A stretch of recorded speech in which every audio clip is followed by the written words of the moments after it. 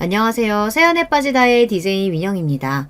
여러분은 살면서 본 장면 중에 가장 충격적인 장면 하면 딱 기억나시는 게 있으신가요? 아마 강도는 달라도 다들 하나쯤은 있으실 거예요. 그리고 그런 장면들은 머리에 콱 박히고 박혀서 평생 잊히지 않죠. 저도 그런 순간이 있고 말입니다. 그런데 오늘 사연자분의 사연을 읽으면서 내가 겪고 기억하는 충격적인 장면은 충격도 아니겠구나, 이런 생각을 했던 것 같아요. 그만큼 사연의 내용이 경악스럽기 때문인데요. 저는 읽는 내내 이런 일이 현실에도 있을 수 있구나 하는 생각을 하면서 읽었던 것 같습니다. 그리고 아마 들으시는 분들도 그렇게 생각하시지 않을까 싶네요. 제가 또 이렇게 이야기해서 많은 분들이 대체 무슨 일이길래 그러나 싶으실 건데요. 많이들 궁금하시죠? 무엇을 상상하든 그 이상인 사연이 준비되어 있으니 오늘도 어디 가지 마시고 저와 마지막까지 함께 해주시면 감사하겠습니다. 자, 그럼 오늘의 사연 함께 시작해 볼게요. 안녕하세요. 저는 경기도에 살고 있는 40대 가장입니다. 평소에 듣기만 했지 이곳에 제가 사연을 쓰게 되는 날이 오리라는 건 생각도 못했었는데요. 저에게도 이런 날이 오기는 하네요. 오지 않았다면 더더욱 좋았을 날이겠지만 말이죠. 오늘은 제가 겪은 정말 충격적인 이야기를 한번 해볼까 합니다. 그러기 위해서는 우선 저희 아내의 이야기로 이 이야기를 시작해야 할 것 같네요. 저희 아내는 정말 순하고 착한 사람이었습니다. 제가 그런 모습에 반해서 몇 개월을 쫓아다니다가 연애를 하고 결혼을 했으니까요. 그리고 결혼하고 나서도 정말 나는 장가 하나는 잘 갔다 하는 생각을 하고 살았어요. 주위에서도 다들 그렇게 이야기했고 말이죠. 10년이 넘는 결혼 생활 동안 아내와 결혼한 것을 단 한순간도 후회한 적이 없었습니다. 아내는 정말 좋은 아내 그리고 엄마였으니까요. 그런 아내가 조금 달라졌다 느끼는 순간들이 있었어요. 사소한 일에도 부쩍 짜증을 많이 내기 시작한 게 바로 그 시작이었어요. 오늘 늦게 들어온다고 했잖아. 오늘 회식이 취소가 돼서. 근데 이게 이렇게 짜증낼 일이야? 그러면 미리 좀 얘기해주면 좀 좋아? 당신 늦는 줄 알고 밥도 안 하고 나는 저녁 약속까지 잡아놨는데. 나는 상관없어. 저녁 약속 가도 돼. 당신이 집에 있는데 내가 약속하면 마음이 편하겠냐고.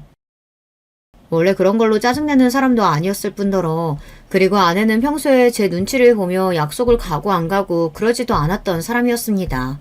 그냥 약속이 있다고 저에게 이야기하면 자유롭게 다녀오는 분위기였고요. 이뿐만 아니라 그냥 짜증이 굉장히 많이 늘었습니다. 내가 옷 여기에다 두지 말랬잖아. 그거 입고 나갈 거라 거기에 잠시 둔 거야. 그러면 그렇다고 얘기를 해. 방금 가져다 놨고 방금 얘기했잖아. 이런 식의 말도 안 되는 트집을 잡는 일도 많아졌어요. 한두 번 쌓이다 보니 저도 결국은 폭발하게 된 날도 있었습니다. 그래서 참지 못하고 아내를 불러다가 물어봤던 적도 있어요. 저는 아내에게 갑자기 이런 변화가 오게 된 계기 같은 게 너무 궁금했거든요. 그리고 만약 계기가 있다면 서로 이야기를 잘해서 고쳐나가야 하는 거고요. 당신 요즘 무슨 일 있어? 제 말에 아내의 반응이 어딘가 심상치 않았습니다. 보통 아무런 일이 없으면 그냥 왜 그러냐, 별일 없다, 뭐 그런 식으로 대답하거나 아니면 무슨 일이 있다면 이렇게 물어봤을 때 뭔가 이야기를 꺼내고 싶은 사람 같은 얼굴을 해야 하잖아요. 그런데 아내는 마치 들켜서는 안 될 것 같은 생각을 들킨 사람처럼 화득잘 놀라며 말을 더듬었어요. 일은 무슨 일이 있다고 그래? 없어. 무슨 일 없는데 당신 요즘 왜 그래? 내가 뭐? 사소한 거도 다 짜증내고 애들한테도 자꾸 버럭버럭 소리 지르고 그런다며. 오죽하면 애들이 엄마 어디 아프냐고 나한테 먼저 물어보겠어?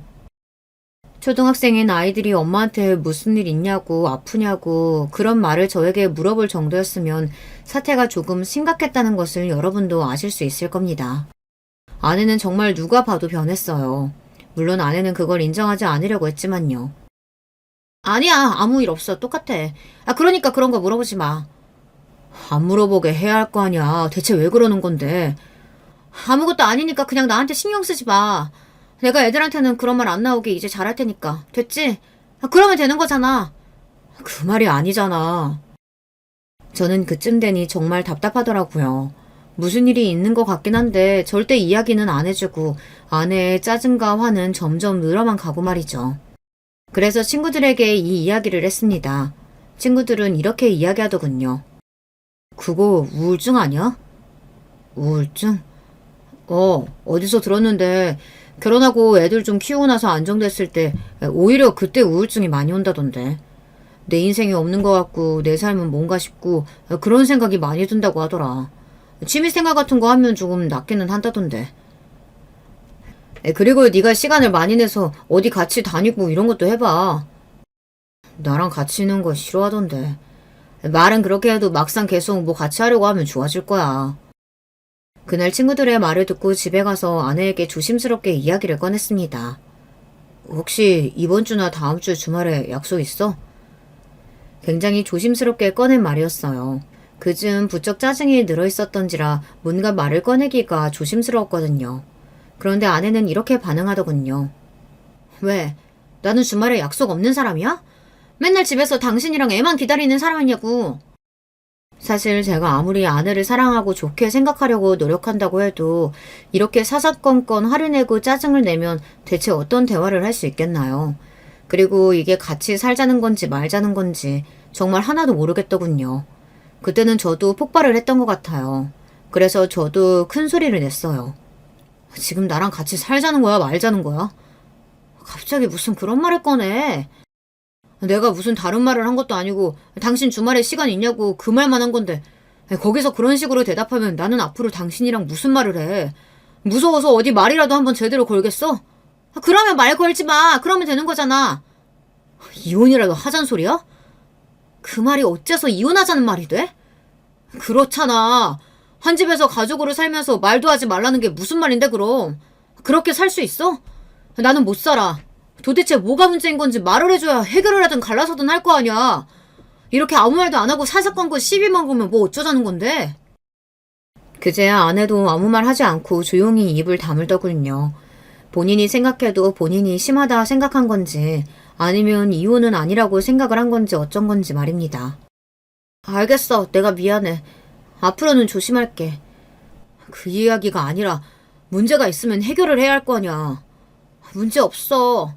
그리고 있다고 해도 내가 말하기 싫다 하면 그냥 나 좀 가만히 내버려두면 안 돼?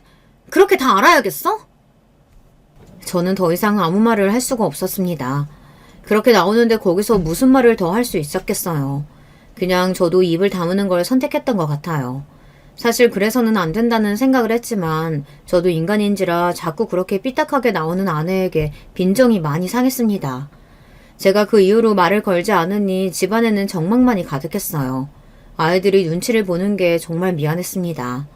아이들은 아무것도 잘못한 게 없는데 부모가 사이가 좋지 않아 보이는 건 바로 알고 눈치를 보기 시작하더군요.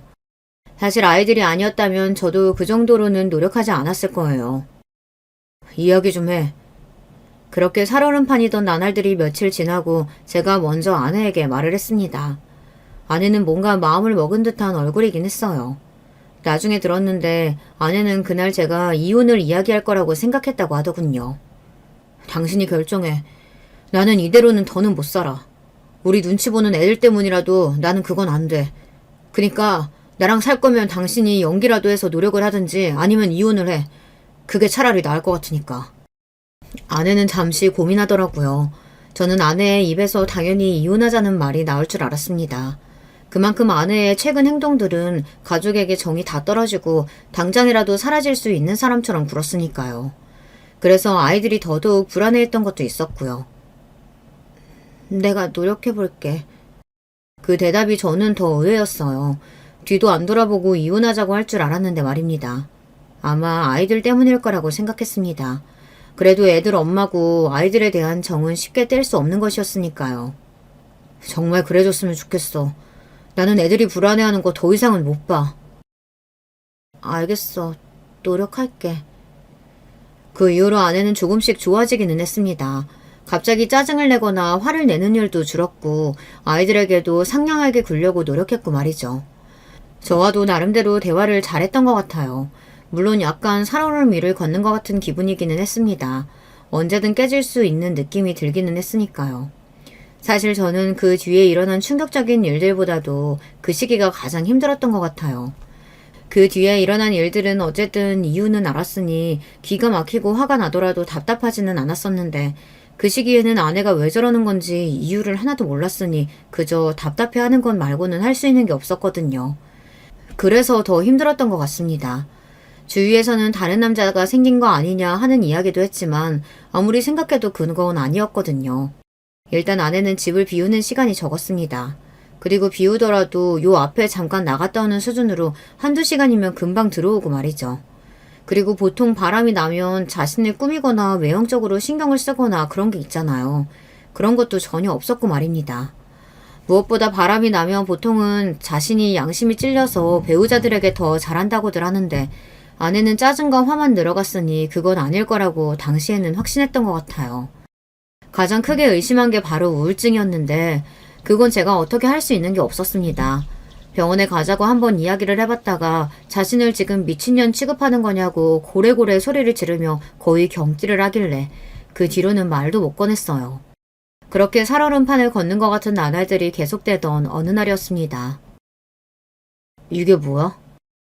뭐긴 뭐야, 제사상이지. 그걸 모르는 게 아니고 오늘 무슨 제사 있어? 갑자기 웬 제사야? 아니, 요즘 내 주위에 안 좋은 일들만 있는 것 같아서 어디 물어보니까 이렇게 조상님들 위해서 제사라도 지내고 나면 나아지겠다고들 하길래 한번 해보려고. 아내는 종교가 없기도 했지만 평소에 그런 미신을 믿는 사람이 전혀 아니었거든요. 그런데 갑자기 안 하던 행동을 하니까 이상하잖아요. 그리고 그런 미신적인 행동이 어딘가 무섭기도 하고 말이죠. 그래서 물었습니다. 누가 그래? 아니, 제사 지내는 거 한번 해보라고 누가 그러더냐고.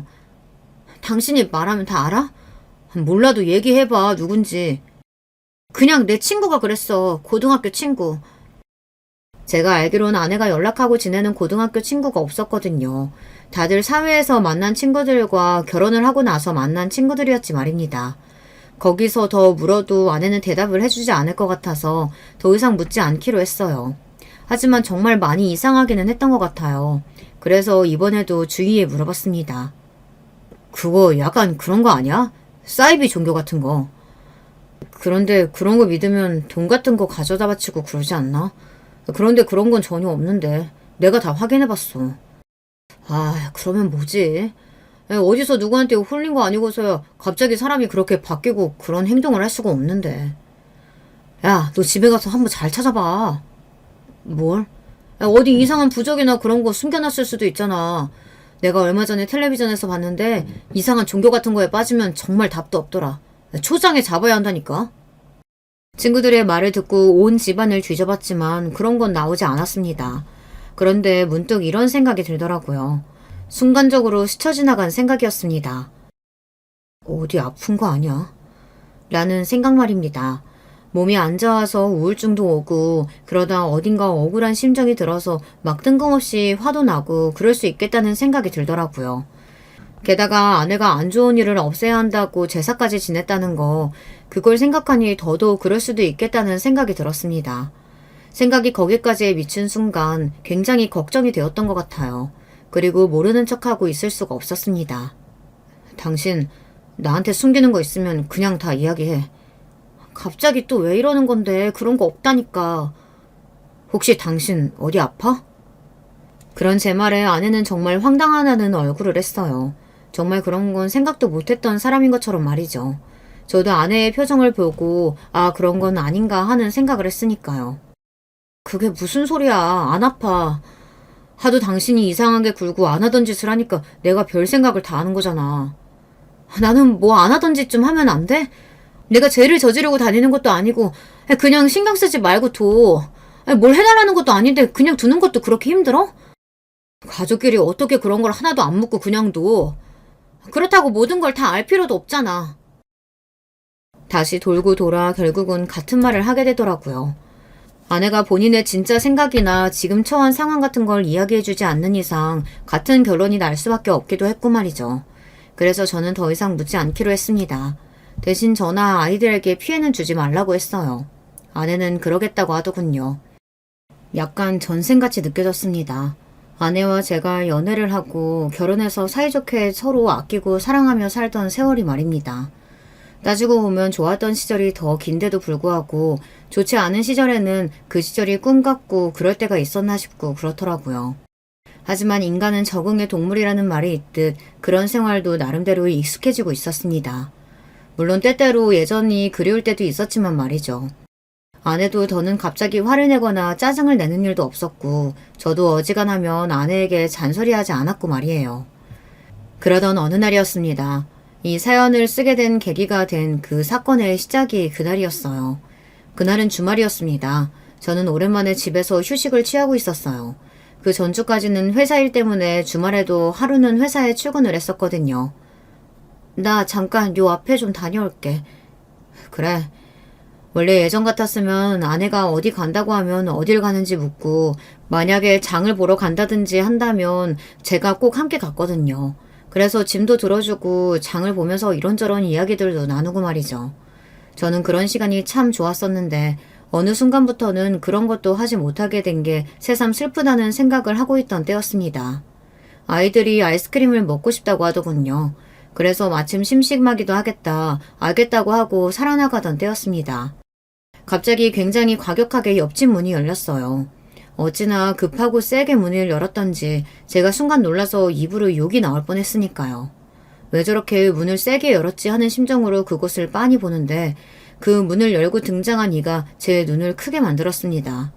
거기서 나올 거라고는 한 번도 상상조차 해보지 못한 인물이 나왔거든요. 바로 아내였습니다. 아내는 엄청나게 공포에 질린 얼굴로 그리고 엄청나게 큰 괴성을 지르며 그 집에서 튕겨나오듯 뛰어나왔어요. 제가 너무 놀라서 어버버거리면서 그런 아내를 바라보고 있는데 아내와 제가 눈이 딱 마주쳤습니다. 여보, 내가 다 설명할게. 그리고 다짜고짜 저에게 설명하겠다고 하더군요. 저는 이게 어떻게 돌아가고 있는 건지 무슨 일인지 하나도 제대로 파악하지 못하고 멀뚱거리고만 있는데 아내가 제 뒤로 숨었습니다. 그리고 제 옷자락을 가만히 잡았어요. 그런데 제 옷자락을 잡은 아내의 손이 떨리고 있었습니다. 대체 이게 무슨 일인데? 내가 다 설명할 수 있어, 여보. 내가 다 설명할 수 있어. 그런데 그때였어요. 그 열린 옆집 문 안에서 다른 여자의 목소리를 들리는 비명이 한 번 더 들려왔습니다. 그 소리를 듣고서 어떻게 가만히 있을 수 있었겠어요. 그래서 제가 한 발짝 발을 떼었습니다. 그런데 제 옷을 잡은 아내의 손에 힘이 들어갔어요. 들어가려고? 그러면 이 상황에서 이런 걸 보고 또 저런 소리 듣고 모른 척해? 아내는 굉장히 곤란한 표정을 지었지만 더 잡지는 않았습니다. 그렇게 저는 그 집 안으로 들어갔어요. 그리고 그 안에서 정말 상상도 못했던 어디서 듣지도 보지도 못했던 광경을 목격하게 되었습니다. 지금도 그때 생각만 하면 온몸에 소름이 쫙 돋네요. 제가 뭘 봤는지 이야기해드리기 전에 옆집에 누가 살고 있었는지부터 여러분께 말씀을 조금 드리겠습니다. 제가 왜 아내가 그 집에서 나온 걸 놀라워할 수밖에 없었는지도요. 그 집에는 저보다 나이가 10살 정도 많아 보이는 중년 남성 한 분이 살고 계셨거든요. 이혼을 한 건지 아니면 아예 결혼을 하지 않은 건진 몰라도 혼자 사는 분이셨습니다. 늘 옷도 멀끔하게 잘 입고 다니시고 또 마주치는 날이면 인사도 잘해주셨기 때문에 저에게는 인상이 좋은 사람이었어요. 그런데 어느 날 아내가 이런 말을 하는 겁니다. 옆집 아저씨 이상해. 왜? 나는 사람 괜찮아 보이던데. 아니, 그 집에서 매일 여자가 나와. 그래? 뭐 집안일 해주시는 분이나 친구분 아닐까? 아니면 전분이라든지. 아니야, 매일 다른 여자라니까. 처음에는 나도 신경 써서 안 봐서 그냥 같은 여자인가 보다 했는데 아니야, 매일 다른 여자들이 나와. 그래? 확실히 그건 이상하기는 하잖아요. 아내의 말에 의하면 거리 하루도 안 걸으고 다른 여자들이 그 집을 방문한다고 하더라고요. 그래서 저도 그때부터는 옆집 그 아저씨를 좋지 않게 봤었어요. 하지만 그것 외에는 별다른 일이 없어서 그냥 더 생각을 하지 않았었고요. 그런데 그렇게 말하며 옆집 남자를 이상하다 했던 아내가 그 집에서 나온 겁니다. 그것도 엄청나게 공포에 질린 얼굴로 비명을 지르면서 말이죠. 당연히 제가 이상하게 생각할 수밖에 없잖아요. 그리고 들어간 그 집안은 정말 기괴하다는 말 그 자체가 바로 떠오르는 모양새였어요. 이게 다 뭐야? 저도 모르게 입에서 그런 말이 튀어나왔습니다. 그럴 수밖에 없었어요. 집 안에는 빼곡한 틈 없이 이상한 불상 같은 것들이 가득했고 천장에도 수백, 수천 장의 부적들이 정말 빼곡하게 붙어 있었습니다. 게다가 방금 막 제사를 지낸 건지 어떤 건지 제사상 같은 것도 있었고요. 방 안은 붉은 빛이었고 향냄새가 가득했었습니다. 여보, 그게... 아내는 상당히 곤란한 말투로 저에게 말을 걸었어요. 저는 그런 아내의 말을 듣지 않고서는 비명이 들려온 것 같은 방문을 열었어요. 그리고 그곳에서 또 한 번 기함을 하고 맙니다. 아내의 또래부로 보이는 여자 서넛이 그곳에서 울면서 옆집 남자 바지가랑이를 붙잡고 있었어요. 그리고 그 옆집 남자는 한복을 입고 있었고요. 이쯤 되면 많은 분이 눈치채셨겠죠. 그랬습니다. 그곳은 신당이었고 그 남자는 무당이었어요. 그리고 거기서 옆집 남자의 바지가랑이를 붙잡고 있던 여자들은 손님이었고 말이죠. 어허, 여기 이렇게 함부로 들어오면 어떡하나? 죄송합니다. 제가 얼른 데리고 나갈게요. 죄송합니다, 선생님. 아내는 옆집 남자에게 여러 번 꾸벅 인사를 하고서 저를 서둘러 데리고 나왔습니다. 저는 정말 힘없이 끌려 나왔어요. 그런 충격적인 장면을 목격하고 나면 사람이 몸에 힘이 하나도 들어가지 않더라고요. 이게 다 뭐야? 아내는 한동안 말이 없었습니다. 저는 그런 아내를 향해 소리를 질렀어요. 이게 다 뭐냐고! 설명한다며! 사실은 나 신내림 받았어. 저는 거기서 더 이상 아무 말도 할 수가 없었어요. 그 한마디에 여태 아내의 기괴한 그 행동들이 모두 설명이 가능해졌습니다. 제가 아무 말도 하지 못하고 멍하게 서 있자 아내는 그제야 눈물을 흘리며 저의 팔을 붙잡았습니다. 당신이 알면 당장이라도 이혼하자고 할까 봐서 차마 이야기를 하지 못했어. 이런 이야기를 어떻게 해. 내가 신병이 났다는 말을 어떻게 하냐고.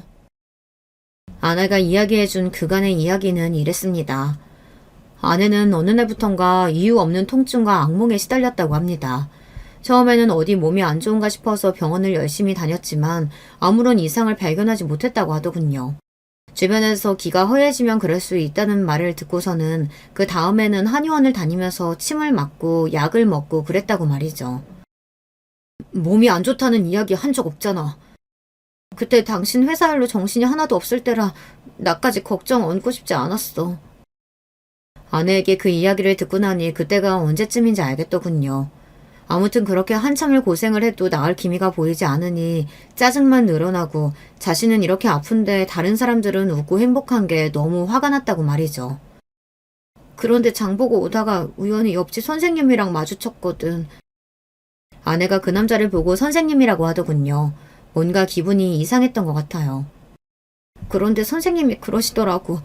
요즘 이유 없이 몸 아프지 않냐고. 옆집 남자는 단번에 알아봤다고 합니다. 아내가 몸이 좋지 않은 걸 말이죠. 그리고서는 어디가 어떻게 안 좋은지 무슨 꿈을 꾸는지 그런 것들을 다 줄줄이 읊었다고요. 당시 아내는 너무 오래 지속된 이유 없는 아픔으로 굉장히 지쳐 있었던 상태라 그 말에 홀라당 넘어갈 수밖에 없었던 것 같아요. 신병이라고 하더라. 그 이야기를 듣는데 정말 하늘이 무너지는 줄 알았어. 그 이야기를 하던 아내의 절망적인 표정을 저는 아직도 잊을 수가 없네요. 하긴 어느 날 아무 문제 없이 살던 사람이 하루아침에 그런 일을 겪으면 얼마나 충격적이겠어요. 그렇지 않은 사람은 없을 거라고 생각합니다. 처음에는 아니라고 부정했거든. 그런 게 어딨냐고. 신병 같은 건 그냥 다 사람들이 만들어낸 허상일 뿐이라고. 당신도 알다시피 나 미신 같은 것도 안 믿는 사람이었잖아. 저는 가만히 아내의 이야기를 듣고만 있었습니다. 사실 무슨 말을 해야 할지 알 수 없어서 듣고 있었던 거였어요. 그런데 하루하루 몸은 더 아파져만 가지. 그리고 계속 헛것이 보이지. 진짜 미치겠더라고. 이렇게 더 있다간 정말 죽을 것 같아서 죽느니 한번 선생님 말씀대로 해보는 것도 나쁘지 않겠다 싶어서 다시 찾아갔었어. 그리고 신내림을 받은 거라고 했습니다. 내린 굿을 받고 나니 정말 씻은 듯이 그 모든 증상이 나아졌다고 말이죠. 그런데 그때부터 이제 다른 게 걱정되기 시작하더라고. 무슨 걱정? 이걸 당신한테 어떻게 이야기해야 할지, 그리고 나를 아는 모든 사람에게 뭐라고 이야기해야 할지, 당신과 아이들이 무당 아내, 무당 엄마를 받아들일 수 있을지, 그건 아무리 생각해도 답이 안 나오더라. 아내는 그래서 처음에는 이혼을 생각했다고 하더군요. 하지만 아이들을 생각하니 도저히 그럴 수가 없었다고 말이죠. 그래서 몰래 무당 일을 하면서 생활하고 있었다고요. 그게 근 1년 가까이 되어간다고 말입니다. 참 저도 둔하긴 한가 봐요. 1년 동안 아내가 그런 것도 모르고 있었던 걸 보면 말이죠. 하지만 저는 아내가 무당이 되었다는 사실도 사실이지만 그만큼 마음에 걸리는 일이 하나 있었습니다. 그건 바로 조금 전에 소리는 왜 지르면서 나온 건데? 그 질문에는 여태 술술 대답을 잘만 하던 아내가 입을 딱 다물더군요. 그리고 안에 들어갔을 때 그 모습도 이상하기는 했거든요. 뭐 기도하러 오고 구슬하러 올 수 있다곤 쳐도 손님으로 온 사람들이 옆집 남자의 바지가랑이를 붙잡고 울고불고 하는 건 아무래도 이상한다는 생각이 들었어요. 오늘 구슬하러 오신 분이 사연이 좀 복잡하거든. 또 당신은 몰라도 해결이 힘든 일을 해결하러 오신 분인데 그 과정에서 굿이 조금 격해져서 그래. 나도 이상한 걸 봐서 소리 지르고 나온 거고. 이상한 거 뭘 봤는데? 당신은 못 봐. 그렇게 이야기하는데 소름이 쫙 끼치면서도 더 이상 물을 수도 없었습니다. 저는 사실 무당이나 귀신 이런 존재를 정말 믿지 않는 사람이었거든요. 그런 저에게 이런 모든 상황은 정말 받아들이기 힘든 거였어요. 이건 사람이 좋고 아니고의 문제가 아니라고 생각합니다. 그래서 저는 아내에게 이렇게 이야기했습니다. 다 알겠고 나도 생각할 시간을 좀 줘. 아내와 이혼한다 만다 뭐 갈라선다 아니다 이런 걸 결정할 시간을 달라는 말이 아니었어요. 단지 이 모든 상황에 대해 차분히 생각할 시간이 필요했습니다. 저도 하루아침에 닥친 일이니 마음의 정리를 할 시간이 필요하잖아요. 아내는 알겠다고 하더군요. 그리고 미안하다고도 말이죠. 솔직히 아내가 미안해할 일은 아니라는 건 저도 잘 알고 있었습니다. 하지만 차마 입 밖으로 괜찮다는 말이 나오지는 않았어요. 저는 괜찮지 않았으니까요. 하지만 하루가 지나고 이틀이 지나고 아무리 생각해봐도 저는 받아들이기가 너무 힘들었어요. 무당이라니. 물론 직업에 귀천이 없고 아내도 원해서 된 건 아니라는 건 알았습니다. 거기까지는 머리로는 다 알고 있는 사실이었어요. 하지만 가슴으로는 도저히 받아들여지지가 않았습니다. 아마 이 사연을 듣고 계신 다른 분들도 저와 같은 일을 겪게 되신다면 저와 비슷하게 생각하지 않으실까 싶어요. 이게 머리로는 이해가 돼도 마음으로 받아들여지지가 않는 일이라는 것도 있는 거더라고요. 그렇게 며칠째 아내에 대해 고민하고 있을 때였습니다. 아내가 먼저 이야기를 좀 하자고 제안하더군요. 마침 저도 굉장히 답답하고 있었던 때라 그러자고 했습니다. 당신 고민이 많아 보여서 내가 그 고민을 좀 덜어줄 수 있을 것 같아서 이야기하자고 했어. 아내는 자신이 제 고민을 덜어줄 수 있을 거라고 하더군요. 제가 지금 무슨 말을 하나는 영문도 모르는 얼굴로 아내에게 물었습니다. 내 고민을 당신이 어떻게 해결해줘? 이미 당신은 무당이 됐는데. 그걸 되돌릴 수는 없지만 당신 결정에는 내가 마음의 짐을 조금 덜어줄 수 있을 것 같아서 그건 내가 해줄게. 어떻게? 우리 그냥 이혼하자. 아내가 그러더군요. 이혼하자고 말이죠. 저는 아무런 대답을 하지 못했습니다. 그러지 말자는 말도 하지 못했고 그리고 그러자고도 하지 못했어요. 저도 그 무엇이 답인지는 그때는 정말 알 수 없었거든요. 그게 답이 아니잖아. 당신 말처럼 나는 그전으로 되돌아갈 수 없어. 나는 이미 무당이 되었고 그건 바꿀 수 없는 현실이야. 그런데 나는 당신이 하는 걱정들이 뭔지 다 알거든. 나도 신내림 받기 전에 그리고 지금도 하는 걱정이니까. 그래서 이혼하자고 하는 거야. 이혼만 하면 다 해결이 돼?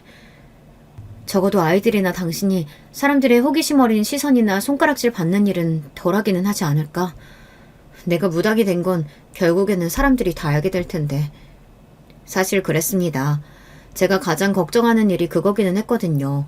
가족들의 반응과 제 주변 사람들의 반응, 그리고 결국 아내가 무당이 되었다는 걸 모든 이들이 알게 되었을 때 그들이 뭐라고 생각할지와 같은 것들 말입니다. 그건 아니더라도 다른 것들도 걱정이 되긴 했지만 결국 가장 걱정되는 건 그거긴 했던 것 같아요. 남의 시선을 뭐 그렇게까지 신경을 쓰나 할 수도 있지만 그래도 또 안 쓰고 살 수는 없는 거잖아요. 생각할 시간을 좀 줘. 라고 아내에게 이야기했습니다. 저도 생각할 시간이 필요했으니까요. 사실 그때 저는 이혼을 하고 싶지는 않았던 것 같아요. 아내와 함께 오면서 싸운 정과 그리고 행복했던 기억들도 많은데 게다가 그런 이유로 이혼하기에는 저는 아내를 많이 아끼고 좋아했습니다. 아내도 힘들 텐데 이런 시기에 저까지 돌아서서는 안 되는 거라고 생각하기도 했고 말이죠. 아마 그 일을 제가 알게 되지 않았다면 이혼은 하지 않았을 수도 있어요. 그 일을 보게 된 건 아내와 그 이야기를 나누고 며칠이 지나지 않은 늦은 밤이었습니다. 그 시기에 저는 잠도 제대로 자지 못했거든요. 당연하죠. 그런 일이 있는데 어떻게 잠을 잘 수 있었겠어요. 그래서 그날도 잠을 이루지 못하고 있었습니다. 그런데 아내가 침대에서 몸을 일으키더군요. 처음에는 화장실을 가나보다 생각했습니다. 그런데 일어나는 폼이 이상하더라고요. 저를 살폈습니다. 제가 깨어난 건지 아닌지 말이죠. 그 순간, 이건 내가 따라가 봐야겠다 하는 생각을 했던 것 같아요. 그래서 아내가 나가기를 기다렸다 조용히 현관문에 길을 가져다 댔어요. 아니나 다를까 옆집으로 가는 것 같더라고요. 이 시간에? 사실 이상하잖아요. 손님을 받을 시간도 아닌데 이 시간에 왜 옆집을 가느냔 말이죠. 잠시 고민하다가 따라갔습니다. 사실 옆집 문이 잠겨 있으면 제가 따라 나가봐야 아무 소용이 없기는 했지만 그래도 나가봤어요. 그런데 문이 열려 있었습니다. 아내가 급하게 들어간 건지 어떤 건지 아주 작은 틈이 보였어요. 그래서 살짝 당겨봤는데 열리더라고요. 저는 열린 문고리를 가만히 잡고 숨을 몰아쉬었어요. 뭔가 마음의 준비를 해야 할 것 같은 기분이 들었거든요. 눈을 감고 심호흡을 하다 안으로 천천히 들어섰습니다. 그 집안은 다시 봐도 정말 귀괴한 모양을 하고 있었어요. 제가 점을 보러 신당에 가본 적은 없었지만 그래도 그런 모습은 아닐 것 같다는 걸 알 수 있었어요. 그리고 향냄새, 그것도 아마 오랫동안 잊지 못할 것 같아요. 저희 옆집이었으니까 집 구조를 대충 알잖아요. 그래서 어두워도 어디가 어디인지 대충 알기는 하겠더라고요. 촛불이 희미하게나마 켜져 있기도 했고 말이죠. 그런데 틈새로 희미한 빛이 보이는 방이 있었습니다. 일단은 그 앞에 섰어요. 그리고 한번 마음의 준비를 다시 했습니다. 정말 머릿속으로 굉장히 많은 생각을 했던 것 같아요. 그 문을 열고 싶기도 했고 또 열고 싶지 않기도 했던 것 같아요. 하지만 거기까지 간 이상 그 문을 여는 것 말고는 다른 선택을 할 수가 없었습니다. 그래서 심호흡을 하고서는 문고리를 돌렸어요. 그런데 그때 제가 눈을 감았거든요. 아마 보기 싫은 마음에 그랬던 것 같습니다. 여보. 그리고 아내가 저를 부르는 소리에 감았던 눈을 떴어요. 그리고 눈 앞에 펼쳐진 광경에 저는 그 자리에서 이성을 잃었습니다. 아내가 그 옆집 남자와 미래를 나누고 있는 장면을 목격해버린 거였거든요. 원래 이야기를 듣고 생각하는 것보다 직접 보는 게 훨씬 충격이 크잖아요. 그리고 바로 와닿기도 하고 말이죠. 저는 아마 그 장면은 절대 죽어도 잊을 수 없을 것 같아요. 주변에 누군가가 배우자의 외도를 직접 목격하고 싶다라고 한다면 저는 정말 뜯어말릴 것 같습니다. 그거 생각보다 훨씬 더 충격적이고 훨씬 더 사람을 바닥으로 내리꽂더라고요. 지금 이게 뭐 하는 짓이야? 제가 아주 낮은 목소리로 말했어요. 저는 화가 나면 오히려 그렇게 목소리가 차분해지고 낮아지거든요. 아내가 그런 제 목소리에 움찔하는 게 느껴졌습니다. 그 선생님인지 뭔지 아는 미친 양반은 아무 말도 하지 않고서 헛기침만 하고 있더군요. 지금 이게 뭐 하는 짓이냐고. 제가 조금 큰 소리로 다시 한번 말했고 아내는 여전히 자기 얼굴을 가리고 우는 듯 어깨를 떨고 있었어요. 그런 저에게 그 미친 양반이 이렇게 말을 하더군요. 아직도 그 말이 너무 기가 차고 어이가 없어서 생생하게 기억나요. 이게 다 우리가 모시는 신이 바라셔서 일어난 일일세. 그러니 너무 상심 말게. 뭐라고? 제가 너무 어이가 없어서 바로 되물었어요. 제가 지금 무슨 말을 들은 건지 귀가 의심된 지경이었어요. 자네 아내가 나를 좋아하거나 내가 자네 아내를 좋아해서 그런 게 아니고 이 모든 건 우리가 모시는 분이 원하셔서. 야, 이 미친 새끼가! 저는 그대로 그 미친놈한테 뛰어들듯 주먹을 내리꽂았던 것 같아요. 아니 개소리를 해도 정도가 있지 그게 무슨 개소리란 말입니까? 이 자식이 뚫리님이라고 말을 그렇게 막 뱉어? 여보, 선생님 때리면 안 돼, 큰일 나.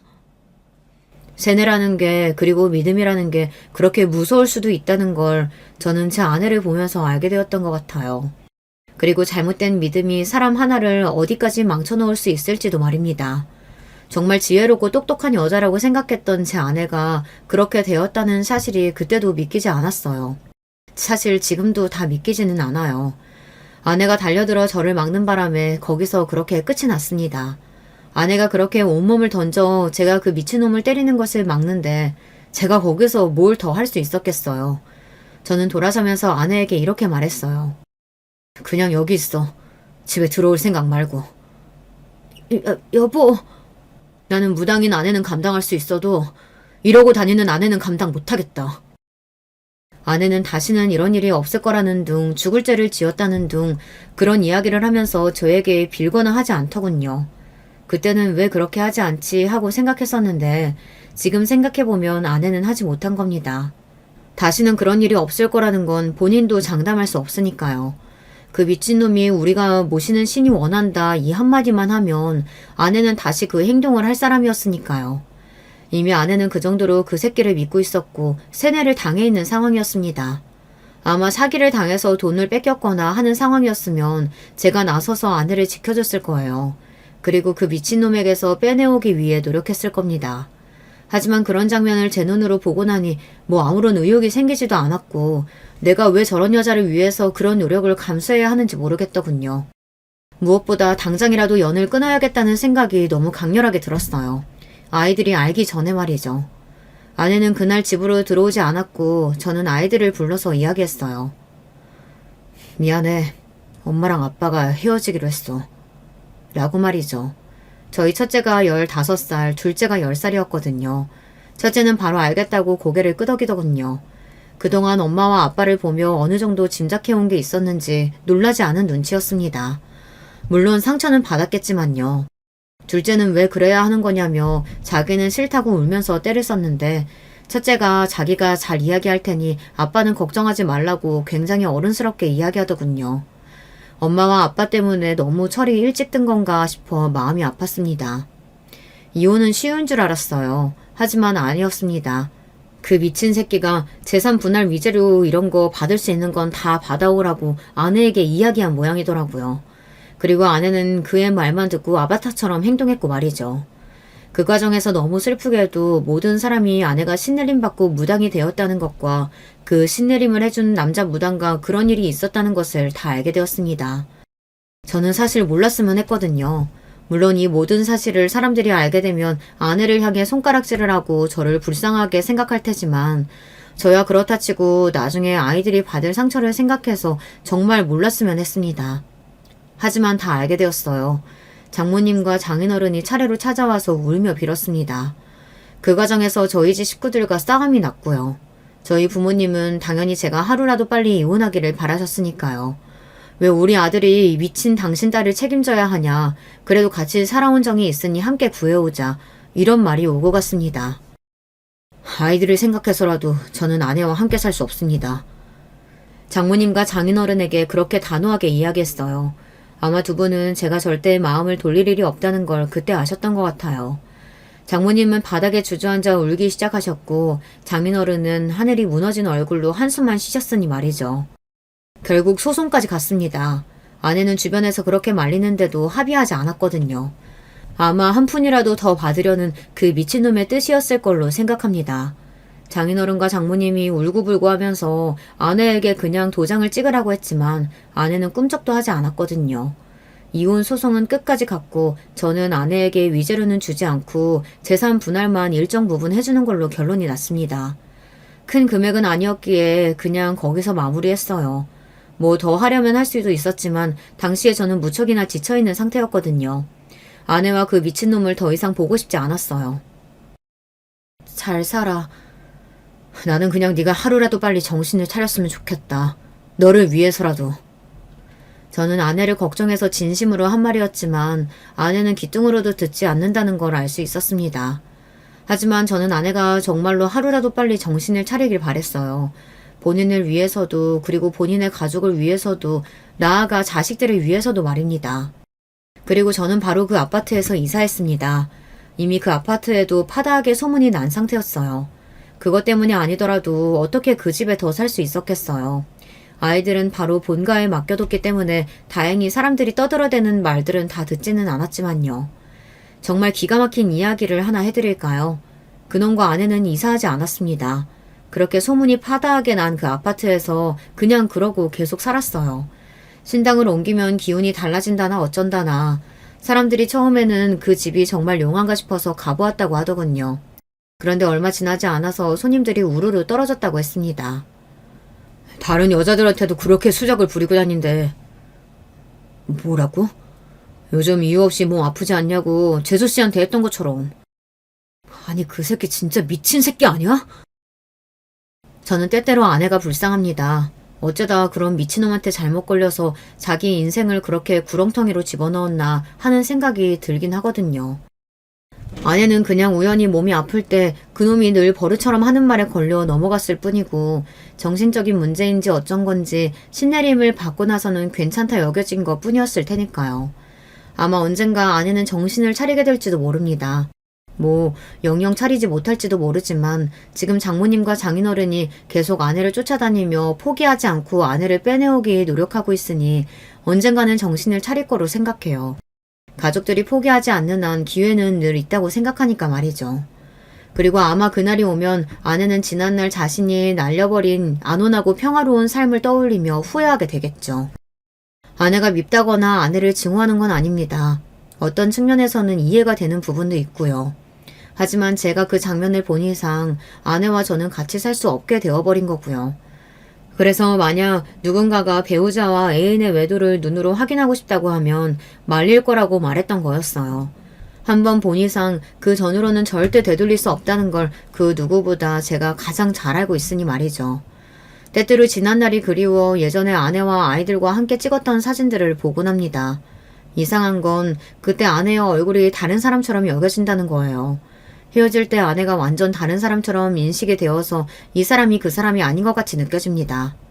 아마 마지막에 헤어질 때 아내의 모습이 제가 그간 봐왔던 모습과는 너무 달라서 그런 게 아닐까 싶기는 합니다. 그래서 저는 그 이후 아내의 모습은 떠올리지 않으려 해요. 저에게 좋을 게 하나도 없을 것 같아서요. 그냥 마음속에서 그 이후의 아내는 이제 세상에 없는 사람이라고 생각하고 그 전에 아내와의 추억들을 생각하는 것을 억지로 하지 않으려고는 안 할 거예요. 그런 충격적인 일을 겪은 것 치고는 저는 잘 살아가고 있습니다. 이사도 잘했고 회사도 계속 잘 다니고 있고 그리고 잘 먹고 잘 자고요. 주말에는 아이들과 시간을 보내기도 하면서 말이죠. 둘째는 아직도 엄마를 찾아서 마음이 아프기는 하지만요. 이렇게 하루 이틀 그날 열심히 살다 보면 언젠가 정말 괜찮아지는 날이 오지 않을까요? 아직은 떠올리면 상처가 되는 일이라 꺼내보기 힘들지만 말입니다. 시간이 약이라는 말만 믿고 요즘은 하루하루에 최선을 다하고 있어요. 주변에서 사람으로 받은 상처는 사람으로 치유하라고 자꾸 사람을 소개해주겠다고들 하는데 저는 아직은 조금 힘들 것 같아서 다 거절하고 있기는 해요. 그건 시간이 조금 지나야 할 것 같거든요. 아니면 이렇게 아이들과 계속 혼자 사는 것도 나쁘지 않을 것 같고 말이죠. 물론 부모님은 걱정이 되시는지 재혼 이야기를 꺼내시기는 하지만요. 당분간은 이렇게 지내보려고 합니다. 그리고 시간을 조금 빼서 아이들과 여행을 다녀올까 싶기도 하고요. 좋은 생각인 것 같지 않나요? 제 이야기는 여기까지입니다. 아마 많은 분들이 세상에 저런 일도 있구나, 어떻게 저런 일도 있지 하면서 제 이야기를 들으셨을 거로 생각합니다. 저는 일단 제 주변에는 저 같은 일을 겪은 사람을 본 적이 없거든요. 한뿌리를 위해 사연을 쓰기 시작한 거니까 많은 분이 너그러운 마음으로 이런 사람이 이런 일이 있었구나, 너무 안 됐다 하고 생각해 주시면 감사할 것 같습니다. 이 사연을 쓰면서 저는 조금은 가벼워진 것 같네요. 긴 이야기를 여기서 이제 마무리해야 할 것 같아요. 마지막까지 제 이야기 들어주셔서 감사합니다. 여러분들에게는 늘 좋은 일만 있으시길 소망하겠습니다. 언제나 건강하세요. 안녕하세요. 저는 30 후반에 서울에 살고 있는 가정주부입니다. 항상 듣기만 하고 있었는데 몇 년 전에 생겼던 일을 좀 같이 이야기 나누고 싶어서요. 혹시 저나 제 시댁과 비슷한 일을 겪으셨던 분이 계셨는지 알고 싶기도 합니다. 좀 불안하기도 하고 아직까지도 놀란 가슴이 진정되지 않는 일이거든요. 저는 20대 중반에 결혼했어요. 요즘 평균보다는 꽤 이르게 결혼한 편인데요. 저희 시댁이 이런저런 단점은 있어도 정이 있고 인심이 있는 가족이에요. 수도권에서 좀 넓은 주택 사서 내려가서 살고 계신데요. 아버님이 좀 가부장적이시고 엄격한 분이시긴 한데 어머님이 다정하고 자식들 예뻐해 주시는 성격이시거든요. 남편은 삼형제인데요. 남편이 둘째라서 시아주버님과 시동생이 있어요. 시아주버님은 이미 저희가 결혼하기 몇 년 전에 미리 결혼해서 애까지 있으셨고요. 남편도 결혼할 당시에 27이었으니 저나 남편이나 꽤 빨리 결혼했다고 할 수 있죠. 다만 시동생이 결혼이 좀 늦은 편이었어요. 시아주버님이나 남편은 대학 졸업 후 얼른 취직해서 돈벌이를 시작한 반면 시동생은 대학에서 좀 오래 공부를 했거든요. 아무래도 공부를 하느라고 주머니 사정이 넉넉지 않다 보니 결혼하기가 꺼려졌던 모양이었어요. 시동생하고 그리 친하지 않아서 자세히 이야기는 못 해봤지만요. 시댁이 상당히 부유한 편이기는 했는데 그래도 나이 찬 남자가 부모님한테 용돈 받아서 쓰며 공부를 하니까 연애를 하기가 그리 녹록지는 않았겠죠? 게다가 시동생이 그렇게 잘생긴 편은 아니었거든요. 그렇다고 못생겼다고 하기는 좀 그렇고 딱 그 나이까지 공부만 한 샌님처럼 생긴 편이었어요. 둘째 형이 남편하고 나이 차이도 꽤 지는 편이라서 형들한테 무척 고분고분하고 순종적인 막내 동생이기도 했고요. 저하고도 나이 차이가 좀 나니까 저한테도 언제나 형수님 형수님 하면서 잘 따랐어요. 저한테는 그 나이대 남자하고 친해지는 게 좀 힘들었지만요. 사실 손윗동서하고 저하고도 나이 차이가 좀 있었어요. 시아주머님하고 시아버님이 많이 닮으셨고 손윗동서하고 시어머님하고 많이 닮았죠. 손윗동서도 다정하고 어른스러운 분이라고 해야 할까요? 뭐든지 다 들어주시고 챙겨주시고 그런 분이었어요. 반대로 시아주버님은 엄격하고 꾸지람 잘하시는 분이었고요. 동네에서 싸움도 좀 잦으셨는데 그만큼 또 잘할 때는 가족들한테 너무 잘하셔서 손윗동서, 그러니까 형님하고 되게 잘 맞으시는 것 같더라고요. 형님은 항상 시아주버님 흉을 보시기는 했는데 그 속에 정이 듬뿍 들어있는 그런 타입이셨어요. 그렇게 살다가 저희 결혼한 지 한 7년쯤 지났을 때 시동생이 드디어 결혼한다고 하더라고요. 그동안 연애하는지도 몰랐는데 어떻게 갑자기 결혼을 한다고 하나 솔직히 놀랐었어요. 제가 시동생 결혼할 여자가 있다는 소식을 남편한테 들었었는데 남편도 놀랐다면서 웃더라고요. 나도 몰랐어. 걔가 연애를 하고 있었을 줄이야. 난 진짜로 도련님이 못소린 줄 알았어. 아니, 물론 뭐 그렇게 공부도 많이 하고 사지 멀쩡한 사람이지만 그래도 되게 순진하시잖아. 그렇지. 나도 당연히 그렇다고 생각했는데 이번에 여자를 마음에 드는 사람을 만났나 봐. 그리고 걔도 이제 취업했으니 좀 여유가 생겼겠지. 물론 당시 도련님이 막 취업을 했던 시기라서 결혼할 여자를 데려온다는 것 자체는 이상할 게 없었어요. 하지만 도련님을 아는 저로서는 진짜 신기하더라고요. 솔직히 정말 쑥맥에 연애 쪽으로는 아예 아는 것이 1도 없는 그야말로 못쏠 그 자체인 청년이었거든요. 제가 당시 33이었는데 그 정도로 순진한 남자를 본 적이 없을 정도였어요. 그래서 제가 좀 걱정이 되기는 했었거든요. 사실 저렇게 순진하고 공부만 한 청년을 누가 데려가나 싶기도 했고요. 시댁이 좀 형편이 넉넉한 편인지라 혹시 그걸 노리고 들어오는 며느리가 있으면 괜히 가정에 분란이 생길까봐 걱정이 되었어요. 솔직히 저희 시댁 식구들이 뭐 단점은 다들 있긴 했어도 기본적으로 서로 존중 잘해주고 말이 통하는 사람들이었거든요. 사이도 단란하고 아주 좋았어요. 그래서 그 소식을 들은 주말에 남편하고 같이 시댁으로 내려갔어요. 뭐 내려간다고 해봐야 경기도라서 잠깐 차 타고 가면 금방이었지만 아무튼 전원주택 사서 살고 계셨으니까요. 저는 시부모님하고 같이 식사를 하면서 은근슬쩍 집안을 둘러보았는데 보통 주말에는 집에서 반려견하고 같이 놀던 도련님이 안 계시더라고요. 시부모님이 키우는 반려견이 여러 마리였는데 그중 대형견인 장군이나 보리 같은 반려견들은 연세 많으신 시부모님이 데리고 산책 나가거나 놀아주시기 힘들어서 시동생이 항상 주말에 데리고 놀았어요. 그게 거의 저희 결혼한 이후로 빠짐없이 볼 수 있는 광경이었는데 그날은 아예 도련님이 안 계시더라고요. 저 도련님 어디 가셨어요? 그러게나 말이다. 항상 주말에는 집에 있더니만. 시어머니가 혀를 차시더니 말씀하셨어요. 사실 몇 달 전부터 너희들 집에 돌아가고 나면 밤에 꼭 나가더구나. 내 생각에 아마 여자 만나러 나갔던 것 같은데 오늘은 이제 낮부터 나가 있네. 아휴, 걔 순진해서 괜히 뒤통수나 맞는 거 아닌지 모르겠다. 그렇잖아도 그거 궁금했어요, 어머님. 도련님 결혼할 여자 있다고 하셨다면서요. 혹시 어떤 여자인지 아세요? 너무 호기심을 가지고 질문했나 싶기는 했지만 솔직히 궁금한 건 궁금한 거잖아요. 게다가 앞으로 저희 가족 생활에 영향을 미칠 수도 있는 사람이고요. 시어머니는 어깨를 으쓱하셨어요. 글쎄다. 사실 나도 별다르게 말을 들은 건 없어. 그냥 결혼할 여자 있다, 동갑이다, 회사원이다 정도. 그렇구나. 직장은 어느 쪽인지 모르시고요? 뭐 무슨 영화 회사래나 뭐래나. 시어머님도 뭐 정확한 건 들으신 게 없는 모양이더군요. 그래도 나이 30이 거의 다 된 도련님이 알아서 하겠지만 호기심은 들었어요. 대체 어떤 사람일지.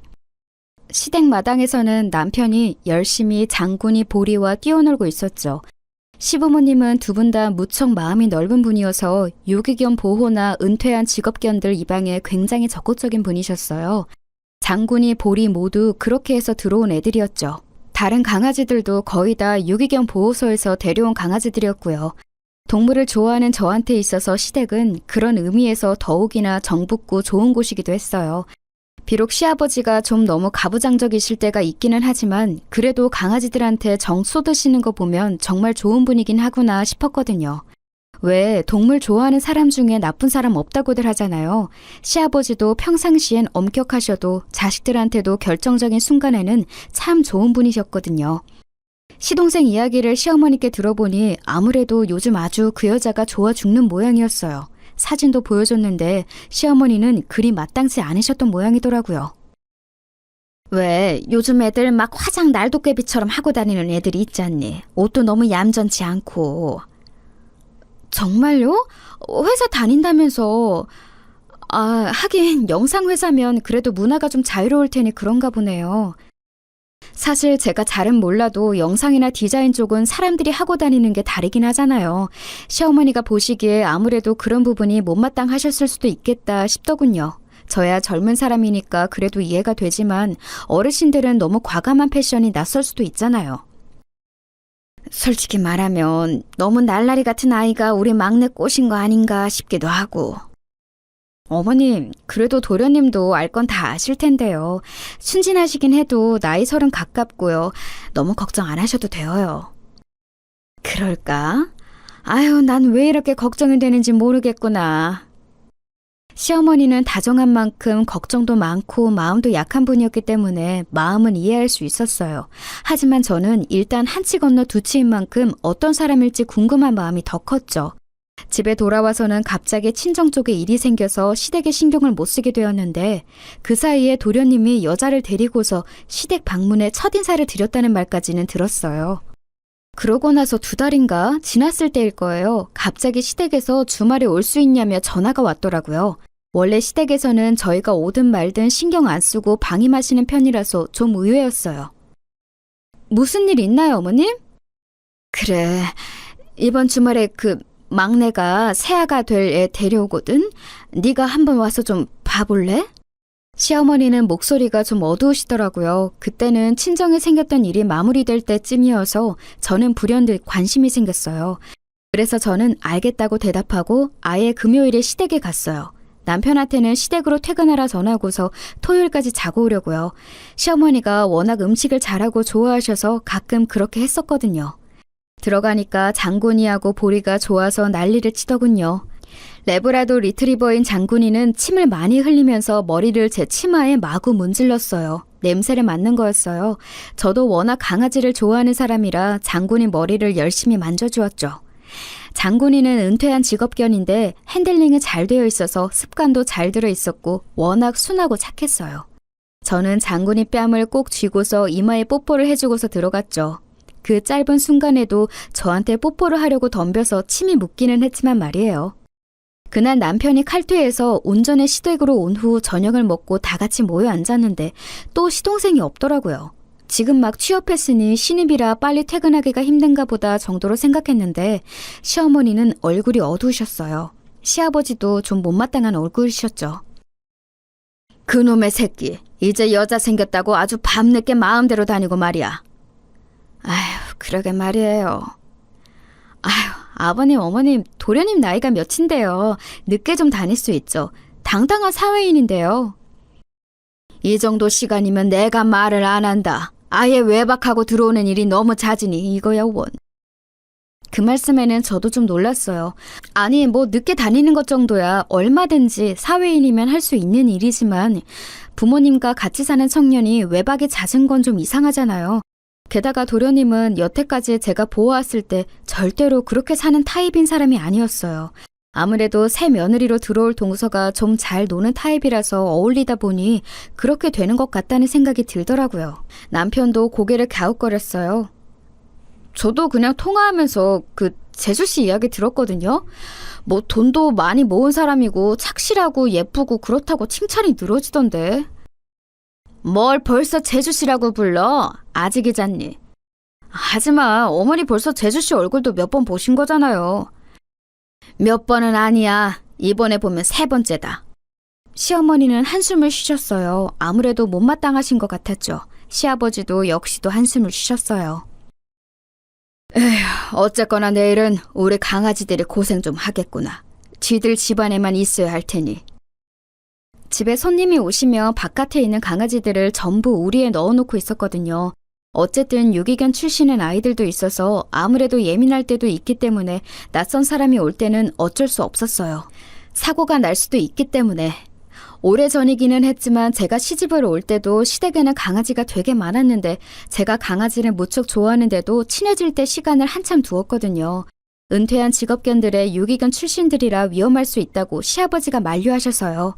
새로 동서가 온다면 그렇게 강아지들과 친해지는데 또 한 세월이 걸리게 뻔했죠. 저희가 밥을 먹는 동안 시아주머님과 형님도 오셔서 같이 합류했고 오랜만에 즐겁게 모여서 가족들의 식사를 했어요. 그런데 그날도 밤 늦게까지 오지 않는 시동생이 좀 신경 쓰이기는 하더라고요. 그리고 다음날 아침이 되어 일어났는데도 시동생은 들어오지 않은 상태였어요. 시어머니는 잔뜩 화가 나 있었죠. 얘는 문자 하나 달랑 넣어놓고서 아예 들어오지를 않았구나. 어머님, 너무 화내지 마세요. 뭐 그 나이 된 남자들이야 알아서 하는 거죠. 여자도 아니고. 아무리 그래도 그렇지. 어떻게 부모랑 같이 살면서 사정 설명도 안 할 수가 있니?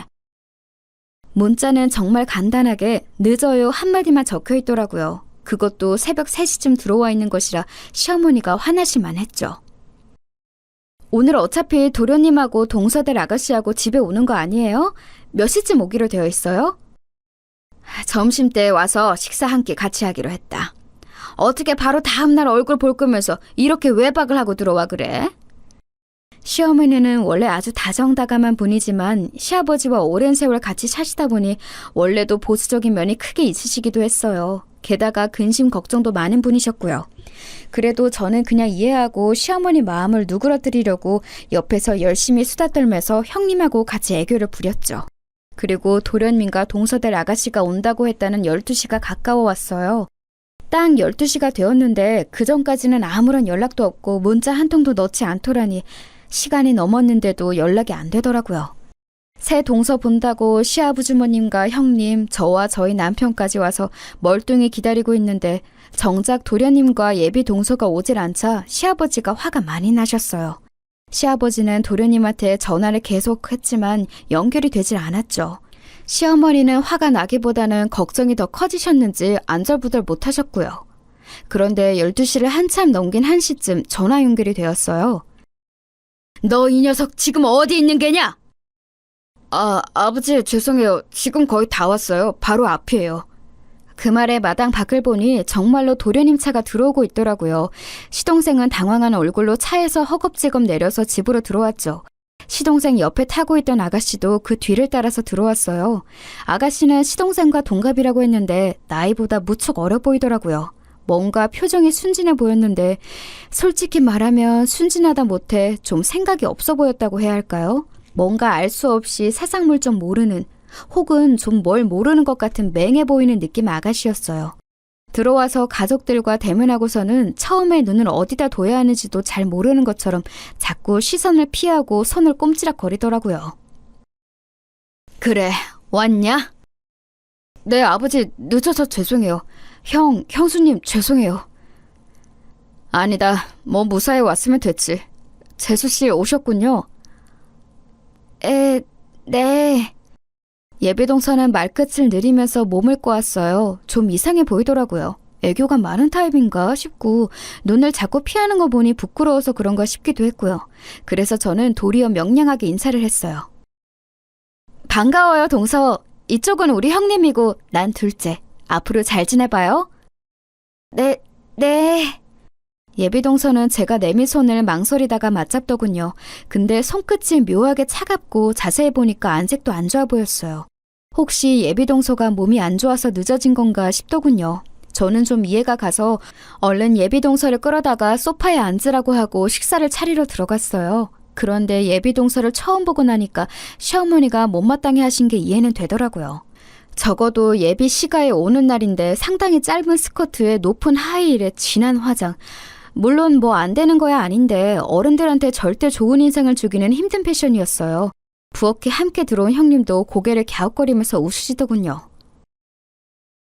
요즘 젊은 아가씨들은 시댁 어른들 입맛에 맞으려고는 안 하네. 그러게 말이에요. 뭐 워낙 자유분방한 사람들이 많으니까요. 벌써 우리 때랑 너무 달라. 그렇지? 저희는 웃으면서 이야기를 나눴지만 시어머니는 얼굴이 어두우시더군요. 지난번에 봤을 때도 이런 식이었다면 시어머니가 마음에 들지 않으시는 것도 이해가 갔어요.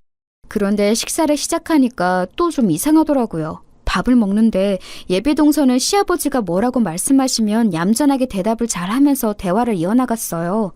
평범한 그 나이대 아가씨 같은 느낌이었죠. 옷차림새가 좀 요즘 애들 느낌이라서 그렇지 사실 가족으로 맞이하면 괜찮을 것 같다는 기대도 들었고요.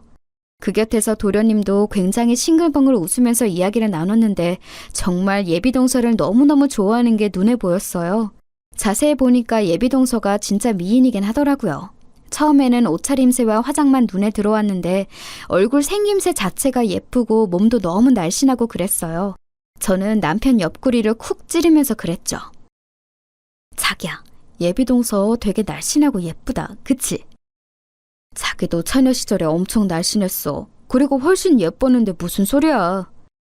남편의 태연한 대답에 저는 약간 감동했지만 그래도 괜한 심술이 나서 다시 한번 남편을 찔렀어요.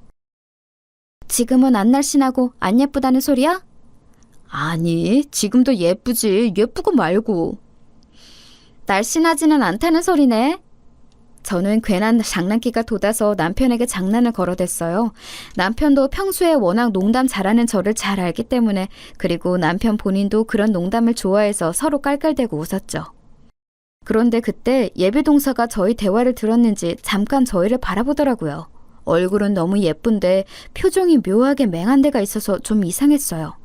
예비동서의 시선을 느끼고서 저희가 장난을 멈추고 머쓱하게 웃었는데 예비동서가 그러더군요.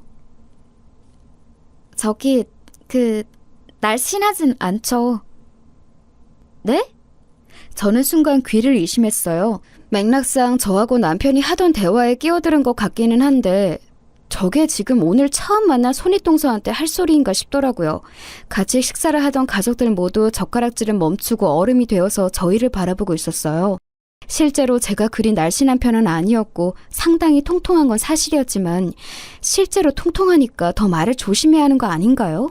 근데 너무 창졸간의 한 소리라서 저는 뭐라고 해야 할지 알 수가 없어서 멀뚱하게 예비동서를 바라봤어요. 예비동서는 그런데 자기가 잘못된 말을 했다는 걸 전혀 알지 못하는 것처럼 저를 마주보더니 해질거리면서 웃고서는 밥을 마저 먹더군요. 제가 명랑하고 장난 잘 치는 성격이긴 한데 반대로 화도 잘 내는 편이거든요.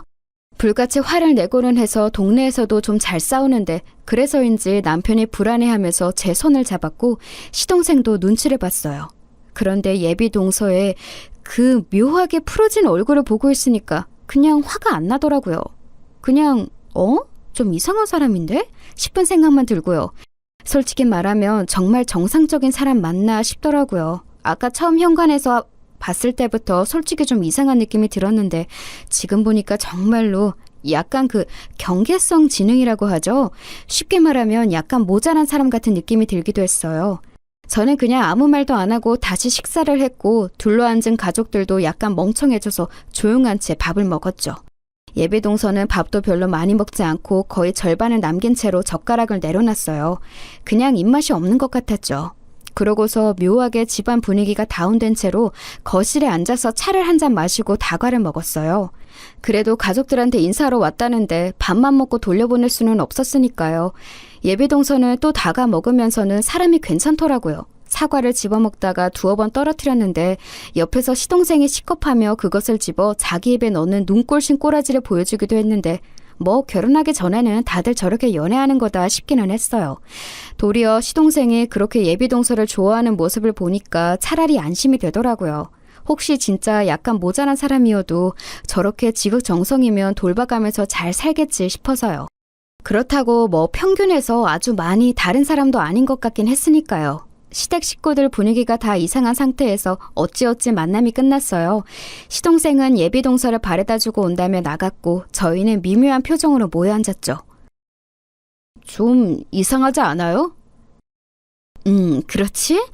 그래서 너희들더러 한번 봐달라고 한 거다. 약간 모자란 것 같아요. 그런데 그렇다고 아주 이상한 건 아니고 정상 범주이긴 한 것 같은데. 다들 느낀 건 똑같은지 가족들은 한숨을 쉬었어요. 저야 한 치 건너 두 치니까 시동생이 그렇게 좋아하면 어떻게든 데리고 살 거라고 속편한 생각을 하는 거지. 사실 시부모님 입장에서는 그렇지 않을 거 아니에요? 어두운 두 분 표정을 10분 이해할 수 있었죠. 너무 부정적으로 보지는 마시고요. 어차피 지금 도련님 예비동서 너무 좋아해서 결혼 당연히 할 것 같은데 괜히 사이만 나빠질지 몰라요. 그래도 결혼 전까지 자주 모여서 얼굴 보고 익숙해질 필요는 있을 것 같고요. 그래, 그건 그렇다. 다 큰 자식, 지 결혼 지가 알아서 해야 하는 거지. 우리가 끼어들 일은 아니지. 시아버지는 가부장적이셨지만 이런 부분에 있어서는 또 굉장히 트인 분이셨죠. 결혼이야 너희 자식들이 알아서 하는 거라면서 말을 얹지 않으셨어요. 도리어 시어머니가 무척 걱정스러운 표정이셨지만 어쩔 수 없다면서 어깨를 늘어뜨리셨죠. 저도 뭔가 예비동서가 좀 찝찝하기는 했는데 그렇다고 저렇게 열정적으로 좋아하는 도련님 결혼 반대해봤자 저만 나쁜 사람 되는 거니까요. 쓸모도 없는 일에 힘을 쏟을 필요는 없었죠. 그리고 바로 2주 뒤에 다시 한번 연락이 왔어요. 예비동서가 이번 주말에도 시댁에 놀러 온다는 소식이었죠. 그래도 한 식구가 될 건데 어쨌든 친해지고 어색함이 없어져야 한다고 생각했기 때문에 저는 얼른 그 주 주말에 시댁으로 향했어요. 어차피 시댁에 가면 저는 상 차리는 것 정도만 돕고 나머지 일은 시어머니가 다 해주셔서 공짜로 밥 먹는 기분이라서 좋았거든요. 예비동서는 그날 저보다 먼저 와 있더군요. 이번에는 그래도 제법 얌전한 차림새로 화장도 훨씬 옅었어요. 저는 예비동서의 손을 잡고서 반갑게 인사했죠. 그런데 그날도 예비동서 손이 너무너무 찬 거예요. 그냥 사람 손 찬 정도가 아니라 아예 얼음장처럼 찬 손 있죠. 저는 놀라서 예비동서의 손을 쥐고서 막 문질러줬어요. 아니 동서, 손이 왜 이렇게 차요? 따뜻한 차라도 좀 줄까? 어머나, 몸이 안 좋으니? 그럼 말을 하지 그랬어. 너 부엌에 있지 말고 나가 쉬어라. 아니에요. 저도 할 수 있어요. 예비동서가 배시시 웃으면서 손을 뒤로 숨겼어요. 저는 그래도 몸 안 좋은 게 분명한 사람을 부엌에서 일을 하게 둘 수는 없더라고요. 어차피 예비동서가 할 수 있는 일은 수저놓고 반찬 꺼내는 정도라서 시어머니도 도리어 걸리적거리실 테니 나가는 게 나았어요. 결국 시어머니가 저한테 예비동서 데리고 나가서 좀 시간 보내라고 말씀하셔서 저는 동서를 데리고 나왔죠. 마침 마당에서 시아버지가 정원 손질하시고 계시더라고요. 전원주택이라서 마당 가꾸는 게 필수라 사람을 불러다가 하기는 하지만 그래도 시아버지가 거의 항상 손을 대고 계셨어요. 워낙 부지런한 양반이라 하루에 적어도 5시간은 나가서 시간을 보내시는 것 같았죠. 게다가 개들도 있었고요. 저는 그래도 심심하게 집안에 있느니 밖에 나가서 정원 구경도 하고 반려견들 구경도 하자며 예비동서를 데리고 나갔어요. 시아버지가 화단 앞에 쪼그려 앉아서 뭔가를 뽑고 계시다가 고개를 돌리면서 웃으셨죠. 아, 우리 며느리들 나왔구나. 네, 아버님. 동서 정원 둘러보게 하고 강아지들 소개도 시켜주려고요. 아하, 그렇지. 우리 강아지들 이제 익숙해져야지. 예, 셋째야. 너 강아지 좋아하니? 시아버지의 물음에 예비동서는 배시시 웃으면서 고개를 끄덕였어요. 가까이서 보니까 그저 순하고 약간 맹한 사람일 뿐이라는 생각도 들더군요. 시아버지도 예비동서가 강아지를 좋아한다고 하니까 기쁘신지 얼른 자리에서 일어나셨어요. 그래, 내가 너 우리 애들 소개시켜주마. 좀 여럿이고 큰 놈도 있으니 놀라지 마라. 시아버지는 저희 둘을 데리고 집 뒤쪽에 있는 견사로 가셨어요. 넓은 뒷마당 쪽으로 우리를 지어놔서 그냥 들어올 때는 사실 보이지가 않았죠. 개 짖는 소리가 들렸지만요. 예비동서도 이렇게까지 큰 견사가 있고 게다가 개가 이렇게 많을 거라고는 예상하지 못했는지 조금 놀란 눈치였어요. 엄청 크고 많네요. 그래, 내 새끼들이다. 앞으로 친하게 지내려. 하지만 좀 예민한 애들도 있으니까 오늘 당장 만져보는 건 아니고. 그러면서 시아버지는 예비동서를 견사 울타리 바짝 가까이로 데려가서 하나씩 이름을 부르면서 개들을 소개해 주었어요. 워낙 자식처럼 아끼며 기르는 개들이니 당연했죠. 저 역시도 너무 좋아하는 강아지들이었고요. 사실 낯선 사람이 오면 개들은 짖게 마련이잖아요. 예비동서를 처음 본 개들은 너나 할 것 없이 열심히 짖어댔지만 시아버지가 엄하게 조용이라고 하자 조금씩 안정을 찾아갔어요. 그런데 딱 한 마리 레브라도 리트리버인 장군이만 유독 엄청나게 짖어댔죠. 원래 장군이가 대형견들 중에서 제일 조용한 강아지라서 이상했어요. 오죽하면 낯선 사람이 와도 몇 번 짖고서 엎드려 자는 버릇이 있어서 집을 못 지킨다고 시아버지한테 구박을 받던 개인데 말이에요. 그런데 장군이는 아예 우리 바깥 가까이로 와서 딱 예비동서 앞에 앉아서는 목이 터져라 짖더군요.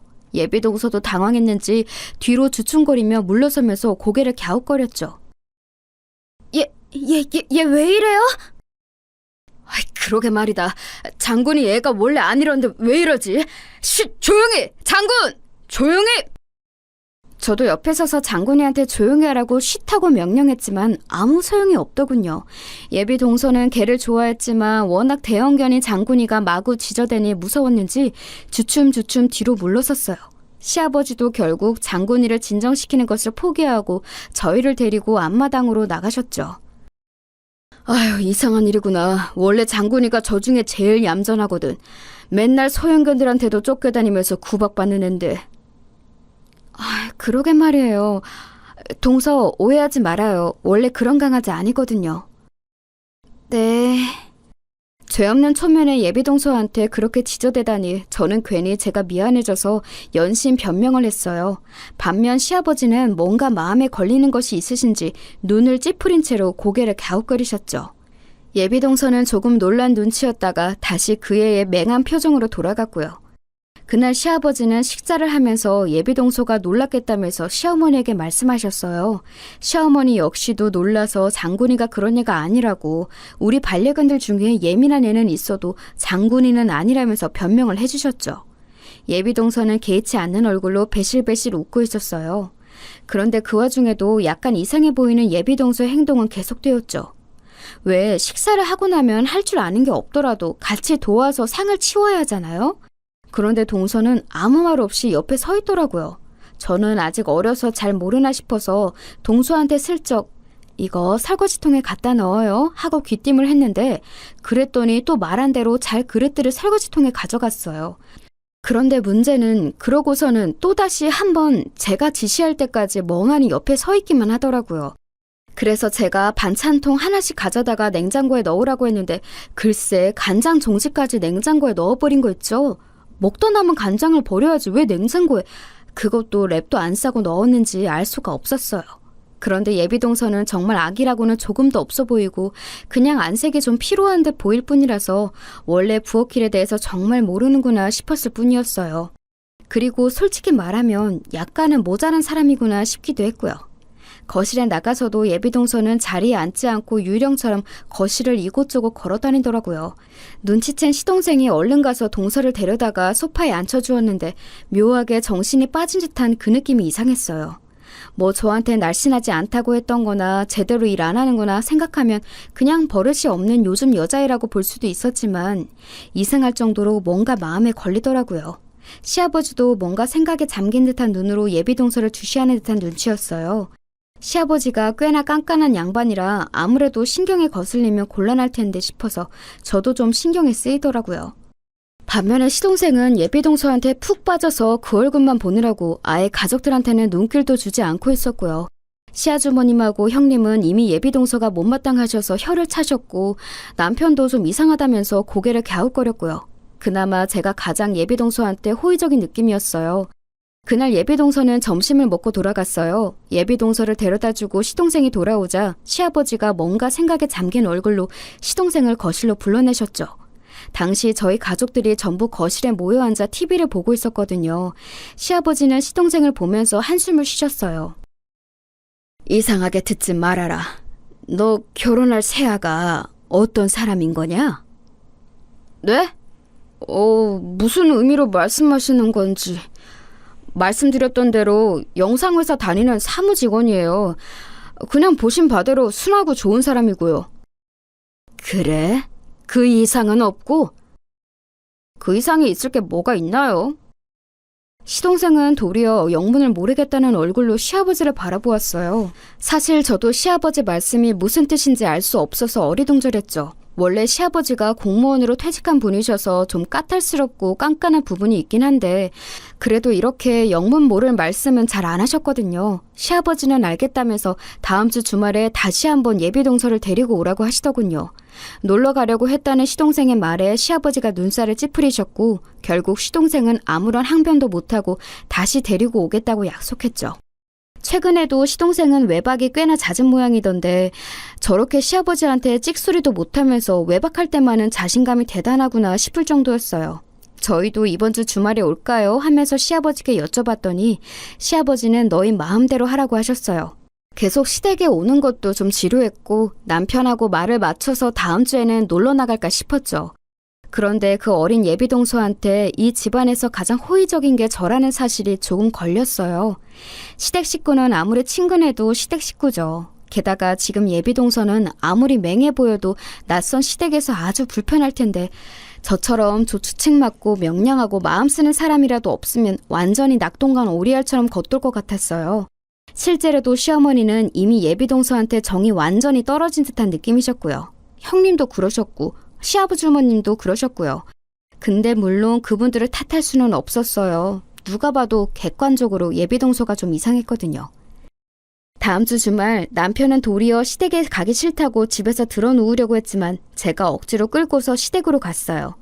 남편은 이상한 여자라면서 아니 무슨 마누라가 시부모님 뵈러 간다고 이렇게 적극적이냐고 투덜거리기까지 했죠. 뭐 넉살 좋고 명랑한 마누라 얻은 자기 잘못이지 제 잘못인가요? 어쨌든 그날도 남편하고 같이 시댁에 갔고 남편은 쉬고 싶다면서 곧장 2층으로 올라가 버렸어요. 아무리 제가 시댁에서 편해도 저렇게 방치하고 사라지다니 언젠가 남편 버릇을 고쳐야겠다고 생각하기도 했죠. 아무튼 그날도 예비동서는 시동생 손을 이끌려서 시댁으로 왔어요. 그런데 손님 한 분이 더 계셨죠. 아버님? 저분은... 이쪽은 내 옛 직장 후배다. 지금 우리 장군이 옛 상사이기도 하고. 상사요? 시아버지는 조용히 다가와서 저한테 귓속말을 하셨어요. 내가 관세청에 있었던 건 알지? 공안 근무도 했고 그때 후배다. 마약 탐지견 핸들러이기도 하거든. 장군이 데리고 일하던 사람이지. 그러고 보니 시아버지는 관세청 소속으로 공항에서도 일하셨다고 하셨어요. 마약 탐지견으로 일하던 장군이는 그때 인연으로 은퇴한 걸 데려온 거라고 알고 있었고요. 그 손님은 일어서서 저희 가족한테 인사하셨고 넉살 좋게 웃으면서 이야기를 나누셨죠. 왜 가족끼리 모이는 날에 손님을 초대하셨을까 의문이 들었지만 시아버지 후배분 역시도 상당히 성격이 좋으셔서 저와 시어머니는 신나게 수다를 떨었어요. 그러다가 갑자기 시아버지가 후배분을 부르시더니 또 예비동서하고 저를 같이 부르시더라고요. 얘들아, 너의 일에 좀 와보렴. 네 하고 대답하고서 예비동서를 데리고서 저는 시아버지가 부르시는 대로 따라갔어요. 시아버지는 후배분과 이야기를 조용조용하게 나누시면서 마당으로 나가 뒤쪽으로 가셨죠. 집 뒤쪽에 펼쳐진 견사를 보고서 후배분이 웃으시더라고요. 야, 장군아, 오랜만이다 너. 장군이가 후배분을 발견하더니 아주 꼬리가 떨어져라 프로펠러처럼 돌려대면서 헥헥대더군요. 저래 보여도 나이가 꽤 많은 개인데 지금만큼은 태어난 지 3개월 된 강아지처럼 방정맞게 팔짝거리고 뛰면서 반가워했어요. 후배분 역시도 반가워서 어쩔 줄 몰랐죠. 견사문을 열어서 안으로 들어가 후배분은 장군이를 끌어안고 마구 쓰다듬어 주었어요. 그리고 뒤늦게 따라간 저와 예비동서가 견사 울타리 가까이로 다가갔죠. 그런데 이상한 일이죠. 그 후배분과 그렇게나 기쁘게 반가워하던 장군이가 순간 저희 쪽을 보더니 짖기 시작했어요. 저도 예비동서도 조금 어리둥절하다가 제가 웃으면서 그랬죠. 아유, 장군이가 또 동서 보고 난리네. 좋아서 저러나 봐. 그럴까요? 동서는 맹한 표정으로 주춤거리면서 견사 울타리 가까이 가서 장군이를 들여다봤어요. 그런데 좋아서 그런다기에는 장군이 표정이 심상치 않았죠. 그리고 그 뒤에 서 있는 후배분 표정도 그랬어요. 왜 저렇게 심각한 표정을 하고 계시지 싶었는데 시아버지 역시도 표정이 좋지 않으셨죠. 곧 두 분이 속닥거리면서 대화를 하시고서는 곧 견사 밖으로 나오시더라고요. 그러더니 후배분은 곧 급한 일이 생겼다면서 인사하고 사라지셨어요. 그날도 적당히 이야기 나누고 서로 시간을 보내다가 시동생이 예비동서를 데려다주고 오겠다면서 나갔죠. 오늘도 그냥 이렇게 끝나나 보다 하고 시댁에서 자고 갈지 아니면 늦게라도 우리 집에 갈지 고민하고 있던 찰나였어요. 시동생이 거의 구르듯이 집 안으로 뛰어들어오더라고요. 얘, 너 무슨 일이니? 아니, 너 새아가 데려다주고 온 거 아니야? 왜 그래? 무슨 일 있어? 어머니 큰일 났어요. 갑자기 경찰이 걔네 집 앞에서 체포한다고. 뭐? 무슨 소리야? 알아듣게 말해. 마약했대요. 걔가 마약 신고가 들어왔다고. 시동생은 숨을 헐떡거리면서 외쳤고 저희 가족들은 전부 다 너무 놀라서 벙쩍였어요. 아니, 갑자기 마약이라니? 이게 대체 무슨 소리인가 싶어서 저와 남편은 서로 손을 꼭 잡았죠. 멀쩡하던 사람이 갑자기 마약으로 체포라뇨. 시어머니는 거의 쇼크로 기절하실 것 같은 표정이었고 남편과 시아주버님이 얼른 시어머니를 붙들어서 소파에 앉혀드렸어요. 얼굴이 창백해진 시어머니 손을 잡고서 시아버지가 한숨을 푹 쉬셨죠. 의외로 시아버지는 전혀 안 놀라신 것처럼 안색이 평온했어요. 마치 이럴 줄 아셨다는 듯한 얼굴이셨죠. 시동생은 뭔가 착오가 있는 게 틀림없다면서 계속 집안을 뱅뱅 돌았지만 시아버지는 도리어 시동생 쪽을 바라보셨죠. 그리고 의미심장한 말씀을 하셨어요. 너도 가서 마약 검사 받아야 한다. 네?